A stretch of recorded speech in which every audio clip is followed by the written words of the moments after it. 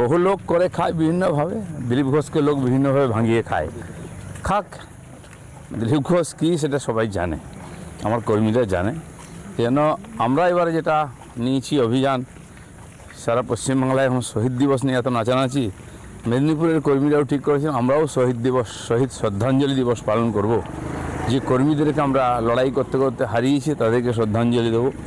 সেই জন্য এখানে আমরা একটা সভার আয়োজন করেছি।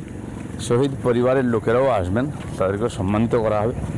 এছাড়া আশপাশের বহু কর্মী যারা এটা দেখে মনে হয়েছে ভালো, এরকম হওয়া উচিত আমার, তারাও অনেকে আসবেন নিজের থেকে, বিভিন্ন জেলা থেকে ফোন করছেন আমরাও আসবো শ্রদ্ধাঞ্জলি দিতে। টিএমসি জানে দিলীপ ঘোষ যাবে না, দিলীপ ঘোষ ওরা হজম করতে পারবে না। আমাদের কিছু লোক চাইছিল মালটা গেলেই বাঁচি, কিন্তু এত সহজে নয়। পার্টি আমরা দাঁড় করিয়েছি, পার্টিকে শেষ পর্যন্ত নিয়ে যাব।